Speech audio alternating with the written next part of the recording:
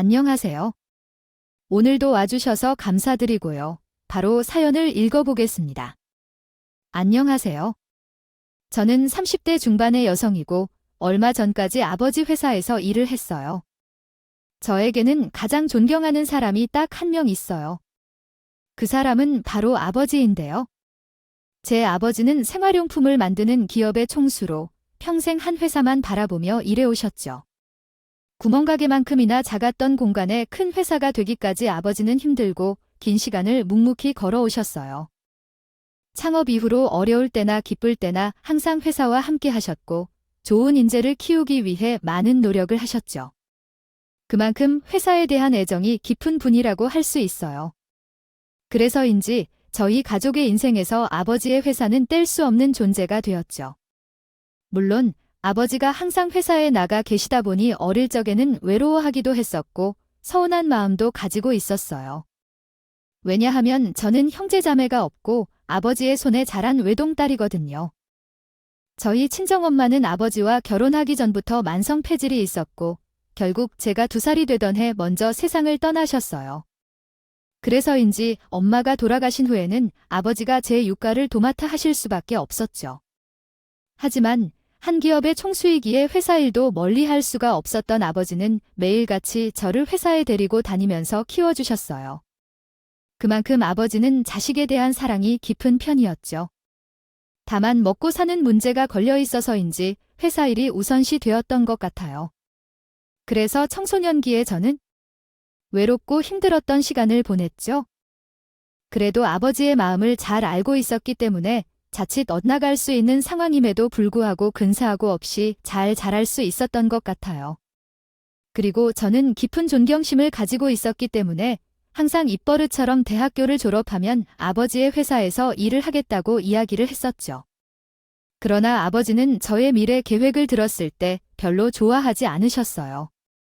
유진아, 너 이제 수험생인데 어느 대학교 학과에 들어갈지 결정했니? 저야 그 항상 똑같죠. 경영학과 졸업한 후에 아버지 회사에 들어가서 일을 할 거예요. 누가 너 받아준대? 괜한 소리 하지 말고 정말 하고 싶은 일을 찾아봐. 저는 이미 경영학과 나와서 아버지 회사에 들어가 일하기로 마음먹었어요. 황소고집인 거 아시죠? 그러니까 말릴 생각 마세요. 너는 또 받아줄 생각 없으니까 쓸데없는 소리 하지 말고 그냥 공부해서 공무원을 하던지 아니면 평소에 옷 입는 거 좋아하니까 그쪽으로 진로를 정하던지 해. 아버지는 내가 진짜로 좋아하는 걸 하기를 원한단다. 아버지는 이런 식으로 은근히 다른 진로를 권유하셨죠.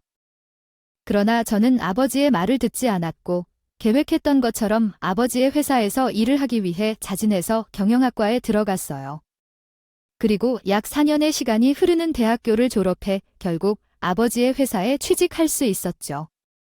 물론 아버지가 반대하실 것을 알고 있었기에 저는 수리소문 없이 인턴 사원에 지원했고 인사과의 판단 아래 당당히 입사할 수 있었어요. 결국 아버지는 제가 회사에 입사하는 곳을 막지 못했고 울며 겨자 먹기로 받아들여야 했죠. 물론 저도 아버지가 왜 회사에 들어오는 것을 반대하셨는지 잘 알고 있었어요. 사실 저희 아버지는 가족 승계를 원하지 않으셨거든요. 가족끼리 기업을 물려받는 시대는 이미 지나갔다 판단을 하시기도 했고 회사의 총수가 되면 주변에 적이 많아진다는 이유도 있었죠. 혹시나 제가 회사의 총수가 되어 항상 불안한 마음으로 적을 만나면서 살게 될까봐 아버지의 입장에서는 걱정이 되셨던 것 같아요. 그리고 진짜 진심은 아버지가 저를 하도 애지중지 키우시다 보니 험한 걸 보여주기 싫어서 그러셨던 거죠. 그래서 가족 승계 대신에 회사에서 인재로 불릴 만한 사람에게 자리를 넘겨주는 방향을 택하셨어요. 그렇기 때문에 아버지는 제가 회사에 들어가지 않았으면 했고 그저 평범하게 살길 원하셨죠. 유진아, 항상 얘기했지만 아버지는 내가 회사에 들어와 고생하기를 원하지 않아. 그리고 내게 물려줄 생각도 없어. 그러니까 지금이라도 늦지 않았으니 입사 취소하고 좋아하는 일을 찾아봐라. 아, 유진이 이미 면접까지 다 치려고 학교에 통보받았잖아요. 저도 아버지 뜻을 잘 알고 있고 회사를 물려받을 욕심도 없어요. 그냥 아버지 옆에서 일 배우면서 도와드리고 싶은 거예요. 그러니까 허락해주세요. 그냥 내 또래의 여자들처럼 평범하게 살면 안 되겠니? 좋아하는 일 하면서 좋아하는 남자 만나 시집가서 평범하게 살면 얼마나 좋아? 어차피 제 또래의 여자들도 회사에 들어가서 일을 해요. 저는 그냥 아버지 회사에 들어간 것 뿐이고요. 제 뜻은 확고하니까 더 이상 말리지 마세요. 저는 단호하게 예정대로 출근을 하겠다고 통보했고, 아버지는 이미 합격 통보까지 받은 마당에 더 이상 말리지는 못하셨어요. 대신 큰 욕심을 부리지 말라는 말씀을 하셨죠. 그렇게 저는 꿈에 그리던 아버지의 회사에 들어가 차근히 일을 배우기 시작했고, 몇 년 뒤 대리가 될 수 있었어요. 아버지는 딸이라고 해서 더 좋은 근무 조건을 만들어 주거나 높은 직급을 주지 않으셨죠. 그리고 다른 직원들과 똑같이 대해주셨고, 이원진 외에는 제가 사장의 딸이라는 것을 전혀 모르게 하셨어요. 저도 아버지의 성격에 제가 딸이라는 것을 널리 알리지 않을 거라는 걸 너무도 잘 알고 있었기에 묵묵히 일을 배우는 것에만 집중했죠. 물론 이렇게 단호히 행동하시는 모습이 가끔씩은 서운하기도 했어요. 하지만 한 입 가지고 두말하지 않는 아버지의 성격이 좋았던 점도 있었죠. 항상 제가 평범하게 살기를 바라셨기 때문에 다른 회사의 총수들과는 달리 선을 권유하거나 일부러 돈 있는 집안의 남자들을 들이밀지 않으셨거든요. 그런데 가끔씩 친한 지인들을 만나 이야기를 들어보면 좋은 조건을 가진 사람을 만나야 한다는 스트레스에 시달리시는 것 같더라고요. 하지만 저는 아버지의 뜻을 잘 알고 있었기에 결혼만큼은 제가 원하는 사람과 하고자 했어요.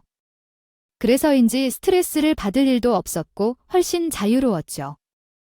그렇게 시간이 지나 제 나이 28살이 되던 해였어요. 저는 친구의 권유로 소개팅을 나가게 되었고, 그 자리에서 조그만 회사를 운영하고 있는 지금의 남편을 만나게 되었죠. 남편은 저와 성격이 비슷한 편이었고 말이 잘 통했어요. 게다가 같은 취미를 가지고 있어서 자주 만나게 되다 보니 자연스럽게 연인으로 발전하게 되었고 결혼을 결심하게 되었죠. 아버지는 평소 말씀하셨던 것처럼 크게 결혼 반대를 하지 않으셨어요. 오히려 힘들게 자랐지만 성실하고 예의 바른 모습을 보면서 잘 자란 것 같다며 칭찬을 많이 하셨죠. 게다가 남편이 아버지에게 너무 잘해서 그런지 요즘 시대에 보기 힘든 청년이라며 너무 좋아하셨어요. 덕분에 저희 두 사람은 어려움 없이 바로 결혼을 할 수 있었죠. 그런데 한 번은 이런 일이 있었어요. 아버지가 한동안 회사 일이 많아서 무리를 했던 적이 있었죠.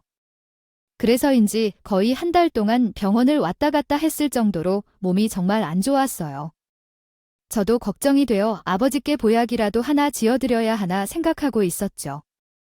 그런데 남편이 아버지의 몸이 안 좋으시다는 이야기를 듣고 나서 뜬금없이 친정에 가자고 하더군요. 처음에는 친종에 왜 가자고 하는 건가 싶었죠. 그러나 저도 아버지가 걱정되는 마음에 군말 없이 따라 나섰어요. 남편은 친정으로 이동하는 길에 마트에도 들리고 약국에도 들러 이것저것 구매를 했어요. 그리고 난 후 친정에 들어가자마자 부엌에서 이것저것 만들었어요. 갑작스러운 상황에 아버지는 많이 놀랐는지 눈이 휘둥그레졌죠. 갑자기 찾아서 이기던 무슨 일이야? 저는 뭘 그렇게 많이 써나요? 유진이가 장인어른 회사 일로 무리하셔서 몸이 안 좋으신 것 같다고 하길래 보양 음식 만들어 드리려고요. 그래서 낙지랑 전복이랑 닭이랑 사온 거예요. 요리 재료들은 보양식 만드는 거니 그렇다 쳐도 아이 건강식품에 영양제까지 서방 너무 무리한 거 아니야? 아이 무리라니요. 장인어른 몸이 안 좋으시던데 사위긴 제가 챙겨야지요. 잠깐 앉아 계세요. 금방 요리해서 드릴게요. 남편은 비싼 해산물부터 면역력에 좋다는 건강식품과 영양제까지 꼼꼼하게 챙겼어요. 그 모습을 보면서 아버지는 저희 부부나 잘 챙겨 먹으려고 하셨지만 챙겨주니 내심 좋으신 듯 보였죠. 그날뿐만 아니라 남편은 항상 일주일에 한 번씩은 친정이 방문해서 아버지와 이야기도 하고 직접 요리를 해드렸어요. 혼자 계시면 족족하다는 게 이유였죠. 그래서인지 엄마가 돌아가신 후 활짝 웃을 일이 없던 아버지는 표정이 훨씬 밝아지셨어요.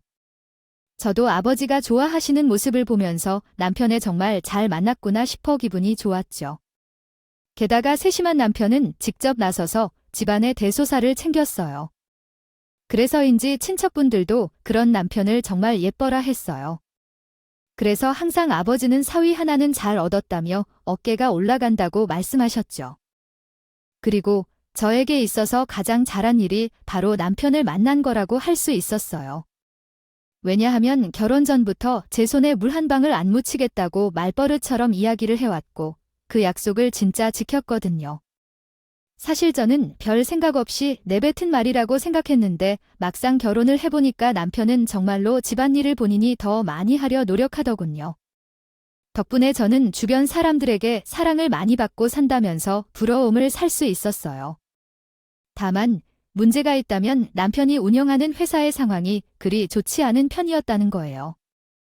수익은 거의 바닥이었고 제 월급만으로는 먹고 사는 게 쉽지 않았죠. 그래서 저희 부부는 죄송하게도 아버지의 도움을 받으며 먹고 살 수밖에 없었어요. 아무래도 남편은 이런 부분에서 약간의 죄책감을 가지고 있었던 것 같았죠. 그래서인지 아버지와 술 한 잔을 하게 되면 항상 이런 말을 했어요. 장인어른, 유진이 조건이라면 더 좋은 남자를 만날 수 있었을 텐데. 별 볼 일 없는 제가 데려가서 죄송합니다. 그게 무슨 말인가요? 나는 한 번도 자네에게 내 딸을 줘서 후회한 적이 없어. 그리고 이 서방이 왜 별 볼 일 없는 남자야? 자손과 한번 해보겠다고 호기롭게 회사는 차려놓았지만 수익은 바닥이고 매달 장인어른한테 신세를 짓고 있지 않습니까? 게다가 유진이는 좋은 학교 나와 한정적으로 월급을 받고 있으니 전 별 볼 일 없는 남자죠. 그게 뭐가 중요하나요? 세상에 100% 완벽한 사람은 없어. 누구나 조금씩은 흠이 있고요. 서로의 흠을 채워주기 위해 결혼이라는 것을 하는 거야? 그래도 사위인 제가 용돈을 드려도 모자란데 도움을 받고 있으니 죄송하기도 하고 죄책감이 드네요. 성실하게 살아가면 언젠가는 성공할 수 있어. 누구에게나 시행착오는 있고 기회가 생기면 그때도 알려드리면 돼. 나는 분명히 성실하고 착한 이서방이 성공할 수 있을 거라고 믿어 의심치 않네. 그리고 내가 주는 돈은 자네 미래에 투자를 하는 거라고 생각해. 나중에 성공하면 그때부터 나한테 효도도 하고 용돈을 가득 주면 되지 않겠는가? 아버지는 사위 노릇을 제대로 못하는 것 같다며 우울해하는 남편을 보면서 이런 식으로 위로를 해주셨어요. 그래서인지 남편은 아버지에게 꼭 보답을 해야 한다면서 결혼 전보다 더 열심히 회사 일에 매진했죠. 물론 아버지 말대로 기회를 보는 건 쉽지 않아 보였어요. 그러나 남편은 절대 포기하지 않을 거라고 하더군요. 그렇게 약 2년이라는 시간이 흐르게 되었어요. 신은 가장 행복할 때 시련을 가져다 준다고 하더니 그 말이 정말인 듯 보였어요. 결혼 후 행복했던 시간도 잠시였어요. 아버지가 운영하시는 회사에 갑자기 큰 문제가 생기게 되었죠. 시국이 좋지 않아서 한동안 제품 판매량이 저조했고 그 핑계로 투자자들이 하나둘씩 빠져나가게 되었거든요. 덕분에 회사 운영비가 많이 모자랐고 엎친 데 덮친 격으로 이런 상황에서 약속 어음까지 지급하지 못하게 되었죠. 그래서인지 아버지 앞으로 빚이 잔뜩 생겼고 순식간에 회사는 아수라장이 되었어요. 게다가 저까지 자궁 한 판정을 받는 등 최악의 상황이 이어지게 되었죠. 결국 아버지가 가족같이 생각하던 직원들은 월급을 제대로 받지 못한 채 나가야 했어요. 이래저래 상황이 좋지 않았지만 저와 아버지는 무너져가는 회사를 어떻게든 살려고 아등바등 됐죠. 아버지는 일이 터진 후 집에도 들어가지도 못하고 회사에 붙어 계셨어요. 그러면서 가족같이 생각하는 직원들 월급도 못 주고 내보내니까 큰 죄를 지은 것 같다면서 죄책감에 매일같이 눈물을 흘리셨죠. 그 모습을 보면서 저는 처음으로 신이 원망스러웠어요. 할 수만 있다면 어떻게 열심히 살아온 한 사람에게 이런 큰 시련을 연달아 주실 수 있는 것인지 따지고 싶더군요. 그러나 최악의 일은 이게 끝이 아니었어요. 회사의 일이 터지는 얼마 안 돼 총수인 아버지가 갑자기 쓰러지셨고 빚더미를 남긴 채 돌아가셨거든요. 아버지가 돌아가시자마자 빚쟁이들은 곧장 저에게 찾아왔고 돈을 내놓으라고 하기 시작했어요. 내가 김초롱이 사장 딸 맞지? 아, 긴 말 할 것 없고 내 아버지 저 세상 가고 없으니까 빚은 내가 갚아. 아니, 장례식장까지 찾아오셔서 이러시면 어떡해요? 아, 지금 내 아버지 장례식이 중요하니 돈도 못 갖고 있는 주제에 뭐가 잘났다고. 장례식까지 잔말 말고 빨리 내 돈 갚아. 알겠어요. 아버지가 진 빚은 제가 어떻게든 갚을 테니까 장례식장에서 그러지 마시고 오늘은 돌아가 주세요. 너무 약속한 거다. 네, 아버지 빚, 내가 꼭 갚아. 만약 도망가기라도 하면 알지? 우리 지구 끝까지라도 쫓아가서 받아낼 거니까. 애초에 그런 생각은 하지 않는 게 좋을 거야. 이 빚쟁이들은 한참 동안 난리를 치다가 장례식을 나갔어요. 도와주는 사람도 없고 이 일을 어떻게 해야 할지 막막하더군요. 게다가 비례수가 워낙 크다 보니 한숨부터 나왔죠. 머리가 복잡해 힘들어하는 제 옆에서 남편은 일단 뒷일은 미뤄두고 아버지부터 잘 보내드리자고 했어요. 저도 그게 맞는 것 같아서 남편과 함께 끝까지 남아 장례식장을 지켰죠. 어느덧 3일이 지나 장례식은 끝이 났고 저희 부부는 아버지를 좋은 곳에 모신 후 다시 집으로 돌아갔어요. 그리고 그날 저는 심각한 상황이 연달아 터지면서 차마 하지 못했던 이야기를 하기 시작했죠. 여보, 나 당신한테 할 말이 있는데, 할 말이 뭔데? 그게 그동안 아버지 일이 연달아 터져서 말할 기회가 없었는데, 사실 얼마 전에 자궁암 판정을 받았어. 뭐 자궁에 갑자기 그런 게 왜 생겨? 제가 자궁암에 걸렸다는 이야기를 듣고 난 후 남편은 그런 게 왜 생기냐며 얼굴을 찡그리더군. 사실 많이 아픈 거냐고 걱정부터 해줄 것이라 생각했는데 예상 외의 반응을 보여 조금은 당황스러웠어. 혹시 남편이 제가 세상을 떠날 거라고 오해를 해서 그런 건가 싶어 차근히 상황을 이야기해줬어. 너무 걱정 안 해도 돼. 자궁암 판정을 받기는 했지만 일찍 발견되어서 전이도 없고 쓸쓸하면 괜찮대. 아, 왜 하필 지금 그런 게 생기냐고 골치 아프게 해. 남편은 치료를 할 수 있고 말고 중요한 게 아닌 듯 보였어. 그냥 돈도 없는데 자궁암 수술까지 받아야 한다고 하니 그게 싫었던 것 같았어. 모든 이야기를 듣은 남편은 걱정하는 말 한마디 없이 골치가 아프다며 알아서 치료 잘 받으라면서 밖으로 나가버렸어요. 안 그래도 아버지 일에 자궁암까지 머리가 아픈데 남편까지 말을 저런 식으로 하니까 괜히 서러워서 눈물이 쏟아졌죠. 그렇게 주저앉아 한참 동안 울었어요. 내 곁에 남은 사람은 이제 남편뿐인데 남편이 생각지도 못한 반응을 보이니 정말 이 세상에 나 혼자가 된 것 같아 무섭기도 했죠. 그러나 한참 눈물을 쏟고 나니 이대로 주저앉아 있을 시간이 없다는 생각이 들었어요. 제 눈앞에 해결해야 할 일이 산더미였거든요. 의사 선생님께서는 젊은 나이다 보니 암 진행 속도가 빠를 수 있어서 심각해지기 전에 하루 빨리 수술을 받아야 한다고 하셨어요. 그러나 아버지 빚 갚을 돈도 없는데 어떻게 수술을 받고 편히 누워 치료를 받나요? 하는 생각이 들더라고요. 그래서 결국 저는 자궁암 치료는 미뤄둔 채 아버지의 빚을 조금이라도 갚기 위해서 새벽 우유 배달도 하고 부업일을 하게 되었어요. 그리고 저는 남는 시간에 할 수 있는 일이 나오면 이것저것 가리지 않고 나가서 돈을 벌었죠. 그러나 찔끔찔끔 일을 해서는 아버지 빚을 갚는 게 쉽지는 않았어요. 빚쟁이들은 매일같이 전화해서 빨리 돈을 보내라고 선호했고 되는 대로 아끼고 모아 조금이라도 보내면 그들은 이거 가지고 누구 코에 붙이냐고 전체 금액을 가져오라고 했어요. 아무리 조금만 기다려달라고 꼭 갚는다고 해도 빚쟁이들은 들을 생각조차 하지 않았고 이대로는 안 되겠다 싶었던 저는 결국 여기저기 돈을 빌리러 다녀야 했죠. 그렇게 혼자 아등바등 되다 보니 하루하루 사는 게 숨이 막힐 지경이었어요. 빚도 빚이었지만 큰 문제는 따로 있었죠. 자궁암. 이야기를 듣고 난 후부터 남편이 집에 잘 들어오지 않았다는 거예요. 전화를 해보면 맨날 회사 일 때문에 바쁘다고 못 들어온다고 했는데 이상하게 불안함이 느껴졌죠. 회사 수익이 많은 상태라면 모를까 거의 바닥인데 일이 많을 리가 없었거든요. 게다가 살면서 한 번도 집에 안 들어온 적이 없었던 사람이 어떻게 아버지 돌아가시고 자궁암에 걸렸다는 것을 알게 되자 이런 행동을 해요. 그리고 나중에는 괜히 제가 죄인이 된 것 같았죠. 불안한 마음에 남편에게 빨리 들어오라고 재촉을 하고 싶었어요. 그러나 남편도 갑작스러운 상황에 속이 꽉 막혀 답답할 테니 잠시 혼자 있을 시간이 필요하겠지 생각하고 넘어갔죠. 그렇게 남편이 안 들어온 지 약 일주일이 지나갈 때쯤이었어요. 남편은 웬일로 오전에 집에 들어왔고 평소와 같이 다정한 말투로 말을 걸어왔죠. 여보, 그동안 혼자서 많이 힘들었지? 미안해. 나도 일이 연달아 터지다 보니 답답해서 그랬어. 아니야.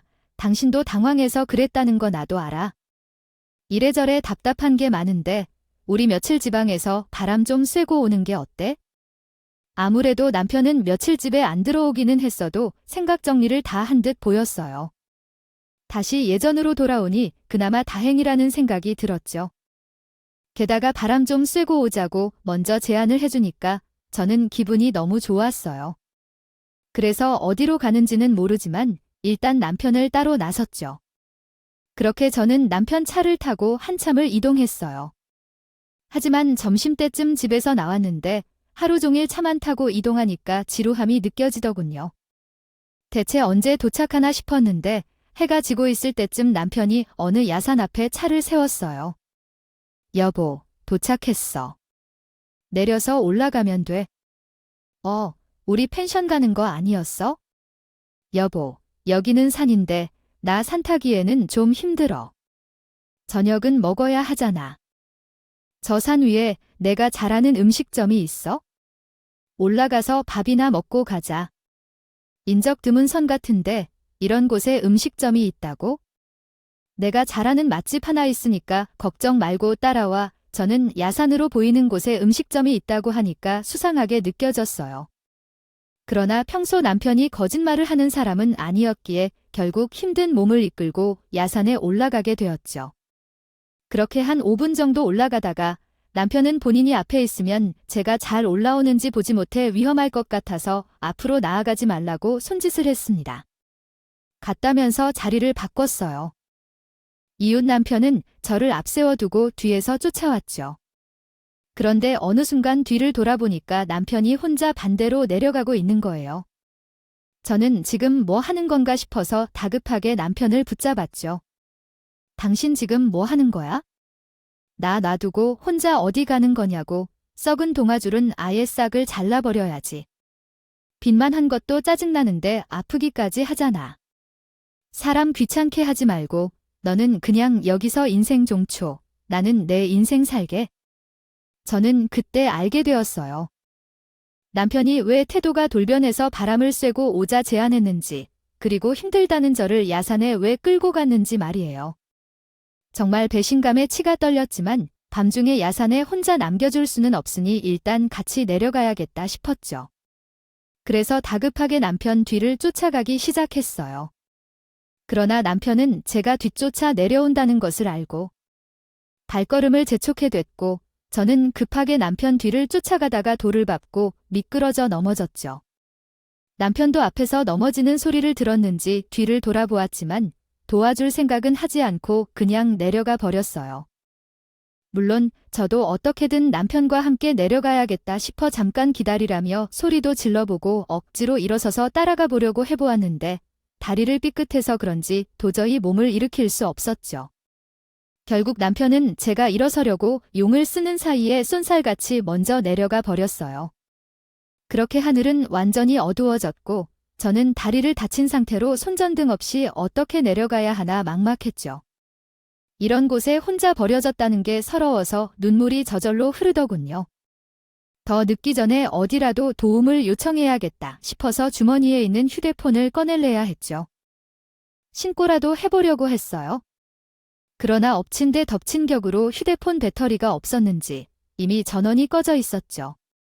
정말 한숨밖에 안 나오는 상황이었지만 그렇다고 해서 그 자리에 그대로 앉아 있을 수는 없었어요. 왜냐하면 야산이라 야생동물도 많을 거고 늦으면 늦을수록 위험할 것이라는 생각이 들었기 때문이었죠. 그래서 아픈 다리를 부여잡고 엉엉 울며 억지로 무거운 발걸음을 옮겼어요. 그런데 아픈 다리 때문인지 얼마 지나지 않아 도저히 움직일 수가 없는 상황이 되었어요. 정말 너무 아파서 신음소리가 절로 나왔죠. 그러나 그때 누군가 제가 있는 쪽으로 손전등을 비추는 거예요. 그 밤에 누군가 나타났다는 것도 무서웠지만 그것보다도 이곳에 혼자 남는 것이 더 무서워. 누군지는 몰라도 그 사람이 저를 도와줄 수 있을 것 같았죠. 있는 유일한 사람이구나 싶어 다급하게 소리를 고래고래 지르기 시작했죠. 알거기, 누구 있어요? 네, 여기 사람 있어요. 지금 다리를 다쳐서 움직일 수가 없는 상황이에요. 좀 도와주세요. 그 사람은 다급한 목소리를 들었는지 제 옆으로 다가왔어요. 그리고는 곧장절에 부축하여 야산 중간에 있는 쉼터로 데리고 갔죠.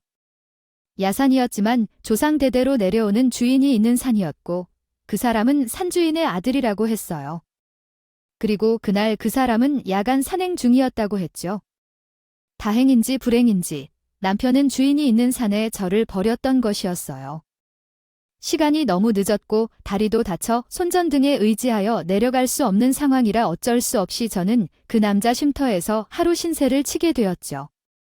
그리고 다음 날 해가 뜨자마자 그 남자의 도움을 받아 무사히 병원에 갈 수 있었어요. 애도 간호사 선생님의 도움을 받아 휴대폰 충전을 하여 아버지와 가까운 사이였던 이사님께 도움을 요청하게 되었죠. 다행히 이사님은 소식을 듣고 바로 달려 저를 도와주셨어요. 유진아, 이게 어떻게 된 일이니? 야산에서 다리를 다쳤다니? 그게요, 이사님. 남편이 저를 야산에 버리고 갔어요. 아이 뭐라고, 너는 그런 일을 당하고도 가만히 누워있으면 어쩌니? 당장 경찰에 신고해야지. 이사님은 경찰에는 제가 나중에 알아서 신고할게요. 일단 오늘은 그냥 푹 쉬고 싶어요. 이사님은 남편이 야산에 저를 버린 것을 알게 된 후 노발대발하면서 경찰에 신고하자고 하셨죠.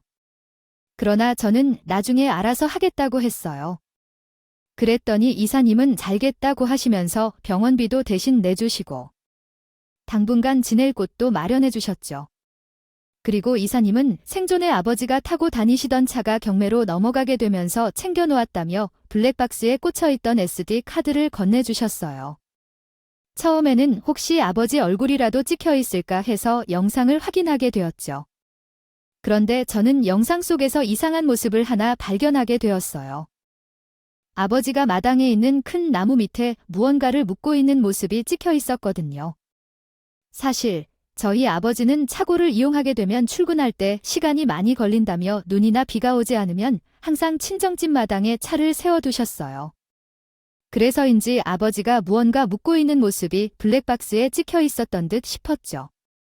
저는 아버지가 숨긴 게 뭔지는 모르겠지만 한번 확인을 해봐야겠다 싶어서 급히 친정으로 달려가게 되었어요. 다행히 집이 경매로 넘어가기 전이라서 집에 잠시 들어갈 수 있었죠. 저는 들어가자마자 곧장 창고에서 삽을 가지고 나와 영상 속 나무 밑을 파보았어요. 그랬더니 큰 봉지가 하나 나오더군요. 그리고 봉지를 열어보았더니 안에는 녹음기 하나랑 이상한 사진들이 나왔어요. 저는 일단 사진들부터 하나씩 확인을 해봤어요. 그런데 어떤 여자와 남편이 연인처럼 다정해 보이는 모습으로 찍혀 있었죠. 이뿐만 아니라 두 사람이 함께 회사 투자자들을 만나고 다닌 모습도 있었어요. 저는 그 사진들을 보고 크게 충격을 받을 수밖에 없었죠. 그런데 더 큰 충격은 따로 있었어요.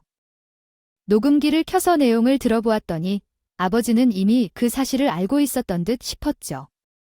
남편을 따로 만나서 이 문제에 대해 대화를 했더라고요. 내가 그동안 너한테 어떻게 했는데 감히 나를 배신해. 장인어른 대신이라니요. 회사를 살리기 위해서 제가 할 수 있는 일을 한 거예요. 그런 편법을 쓴다고 망하게 일부 직전 인내 회사가 살아날 수 있을 것 같아 이 문제는 조용히 처리하겠다고 더 풀 테니 당장 그 여자랑 헤어지고 투자자들 제자리에 돌려놔라. 아니요. 제가 왜 그래야 하나요? 장인어른이 항상 기회가 생기면 달려들라고 하셨잖아요. 저는 그대로 한 것뿐이에요. 그 말은 편법을 써서 기회를 잡으라는 말이 아니잖아. 양심적으로 운영하면서 좋은 기회가 다가오면 잡으면 된다는 얘기였지야. 모르겠고 저는 장인어른이랑 성공하는 방법이 좀 다른 거예요. 제가 만나고 있는 그 여자는 장인어른보다 훨씬 돈이 많고 투자자들을 움직일 수 있는 힘을 가진 사람이에요. 그 여자는 저에게 있어서 기회이자 유일한 희망이라고요. 아니, 그 여자는 유일한 희망이 아니라 지옥불로 떨어지는 길이야. 그러니까 좋은 말로 할 때 당장 포기하고 모두 제자리에 돌려놔라. 아, 진짜 짜증나게 장인어른이 뭔데 이래라 저래라 하시는 거예요. 그 여자 이용해서 회사 성장 좀 이루어 보겠다는데 왜 방해를 하시냐고요. 그런 식으로 자꾸 딴지 걸어오시면 장인어른 회사 아예 망하게 만들 거니까 적당히 하세요. 그 녹음 속에서 아버지는 혈압이 오를 때 나오는 소리를 내셨어요. 그런데도 남편은 신경을 쓰지 않고 먼저 가보겠다며 일어서서 밖으로 나가는 소리가 들렸죠. 아마도 아버지는 남편 때문에 돌아가신 듯 보였어요.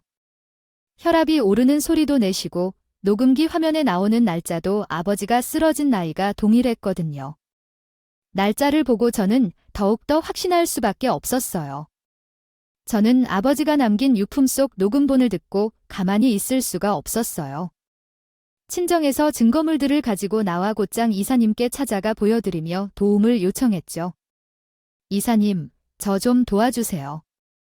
몰랐으면 모를까 모든 걸 다 알고도 저 그냥 못 넘어가요. 저희 아버지 워낙 프로들이어야 해요. 이 증거물들이 사실이라면 제대로 확인하고 해결해야지. 내가 힘 닿는 데까지 도와줄게 감사합니다. 이사님은 증거물들을 확인한 후 많이 놀란 듯 보였지만 억울한 게 있으면 풀어야지라고 하면서 흔쾌히 도와주시기로 하셨어요. 일단 저와 이사님은 남편의 회사에 대해서 먼저 알아보기로 했죠.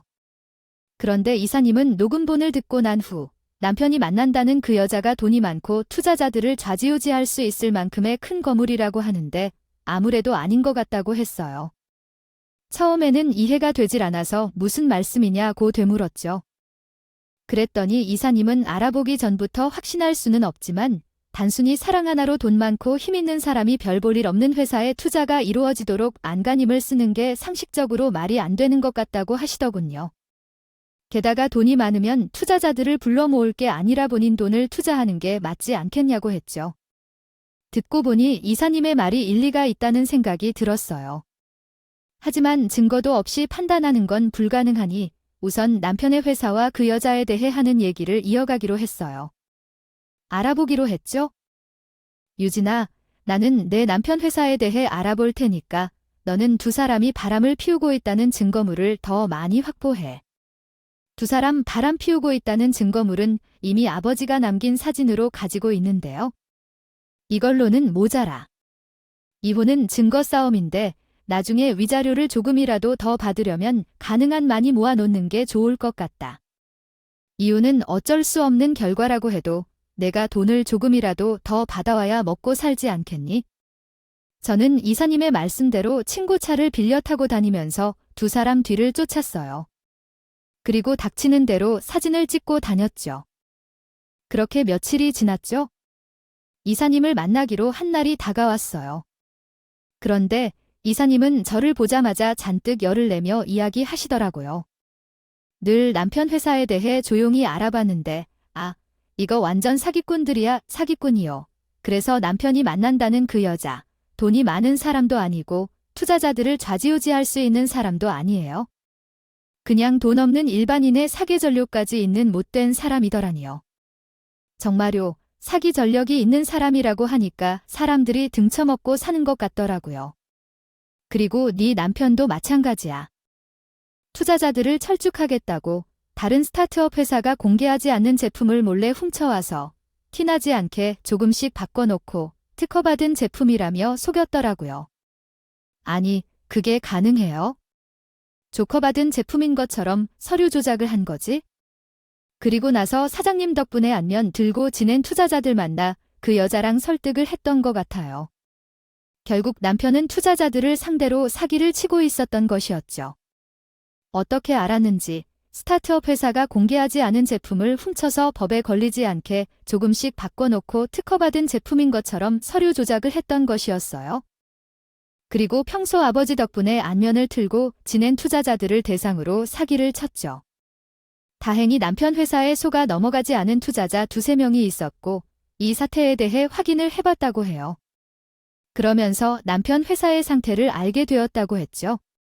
그들은 투자자들을 만나 제품이 세상에 나오면 분명 대박 터질 거라고 세상 어디에도 없는 기술이라며 조작한 서류까지 보여줬다고 하더군요. 그러면서 투자자들이 쉬운 결정을 할 수 있도록 아버지가 비자금을 만들고 있다는 말도 안 되는 가짜 서류까지 보여주며 설득했다고 해요.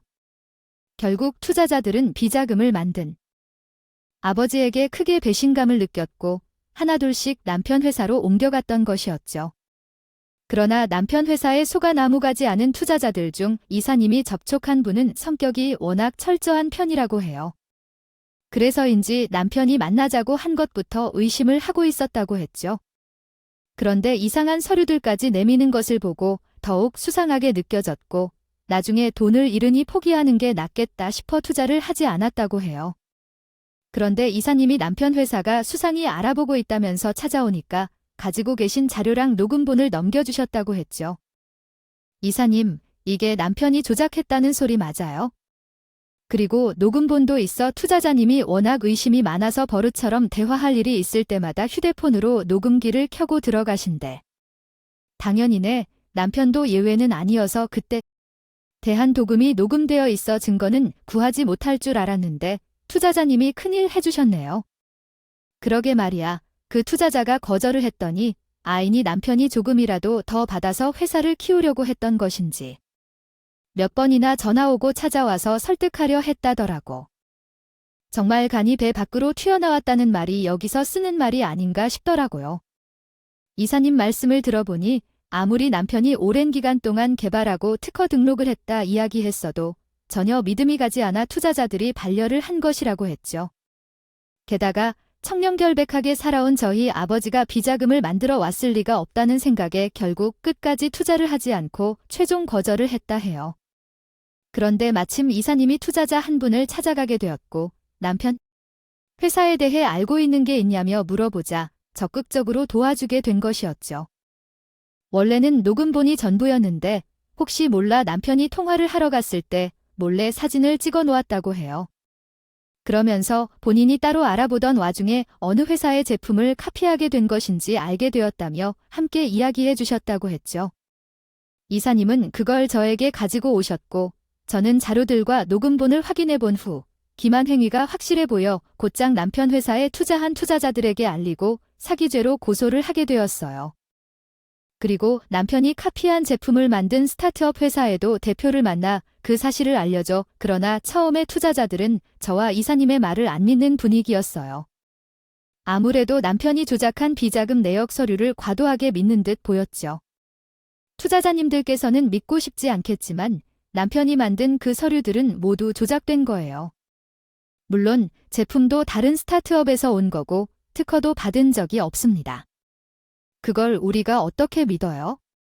따님께서 가지고 온 녹음본이나 서류들은 추측일 뿐이잖아요. 저희 아버지는 항상 청렴결백하게 회사를 운영하셨던 것을 잘 알고 계시잖아요. 그리고 무엇보다 남편이 함께 다니고 있는 그 여자 자기에게도 전력이 있습니다. 그 사람들 확실하게 사기꾼이에요. 장담합니다. 그러니까 이걸 우리가 어떻게 믿어야 하나요? 이 대표가 남의 것도 훔쳐왔다는 증거가 있어요. 투자자들이 도무지 제 말을 믿지 않아서 정말 답답했어요. 하지만 이사님이 금방 해결될 거니까 조금만 차분히 기다려보라고 하더라고요. 대체 무슨 말씀인가 했는데 알고 보니 이사님이 이런 일이 생길까 봐 스타트업 회사의 대표를 부르신 듯 보였죠. 스타트업 회사의 대표는 도착하자마자 투자자들 앞에 본인이 만든 제품의 서류를 하면서 보여줬어요.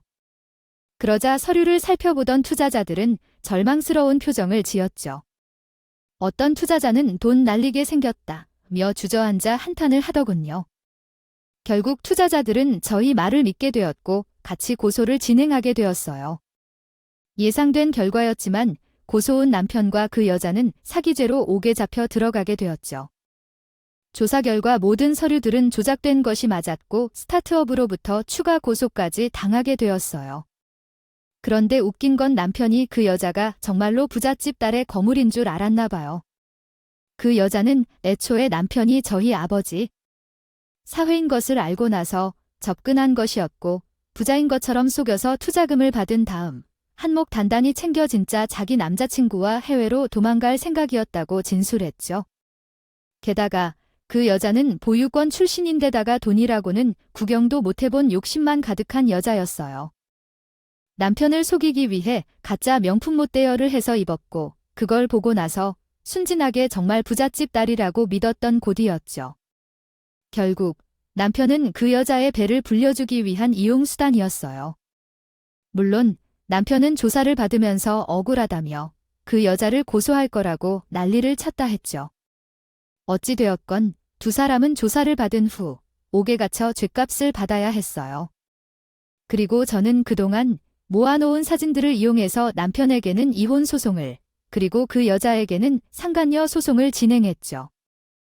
당연히 남편은 이혼 소송이 진행되는 것을 알고 나서 저에게 전화를 했어요. 여보, 내가 잘못했어. 너 한 번만 용서해주면 안 될까? 싫은데 내가 왜 당신에게 욕을 우리 아버지 돌아가시게 만든 것도 모자라 야산에 나 버리려고 했잖아. 내가 잘못했어. 돈에 미쳐서 정신이 나갔었나 봐. 이렇게 싹싹 빌 테니까 위자료 좀 깎아주면 안 될까? 아, 나 진짜 돈이 없어서 그래? 아니, 나는 단돈 1원도 빼놓지 않고 받을 거야. 다신 전화하지 말고 우리 평생 길에서도 마주치지 말자. 저는 그렇게 남편의 전화를 끊어버렸어요. 이후 이혼 소송은 예정대로 진행되었고 위자료는 물론이고 재산 분할로 집을 가지고 올 수 있게 되었죠. 저는 모든 일이 해결되자마자 곧장 자궁암 수술을 받게 되었어요. 다행히 초기에 해당하는 상황이었으며 더 상태가 나빠지지 않았기에 문제없이 회복할 수 있었죠. 그리고 둘 다 결심하고 같이 자투자자들은 수술을 받고 회복 중인 나에게 찾아와서 본인들이 무지했다며 미안하고 고맙다는 인사를 건네했어요. 그 사과와 감사 인사를 받으면서 나는 돌아가신 아버지가 생각나며 펑펑 울 수밖에 없었죠. 그래도 한편으로는 일이 해결되니 후련한 마음이 들었던 것 같아요. 그날 이후 나는 두 사람에게 받은 위자료를 사용해 조그맣게 회사를 차릴 준비를 하고 있습니다. 비록 아버지의 회사는 되돌릴 수 없을 정도로 무너져 내렸지만 그렇다 해서 아직 젊은 내 인생을 포기할 수는 없는 것 같아요.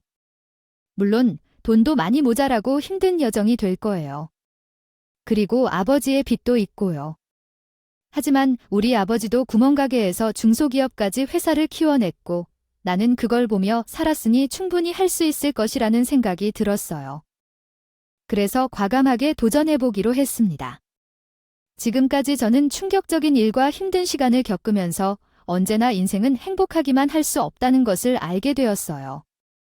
그래도 인간은 누구나 행복한 삶을 원하고 그건 저도 마찬가지이니 앞으로는 행복한 인생을 위해서 열심히 살아보려고요. 그리고 하늘에서 이 모습을 보고 계실 부모님을 생각하면서 부끄럽지 않게 양심적으로 삶을 살아간다면 분명히 저에게도 좋은 일이 생기지 않을까 하는 생각이 드네요. 지금 이 글을 들어주시는 모든 분들께서도 행복하셨으면 좋겠습니다. 한 번뿐인 인생, 불행하기보다 즐겁고 웃는 일만 가득하면 좋잖아요. 모두들 그런 일들만 가득하시길 바랍니다. 감사합니다. 오늘도 끝까지 함께 해주셔서 감사하고요. 다음 영상으로 또 찾아뵙겠습니다.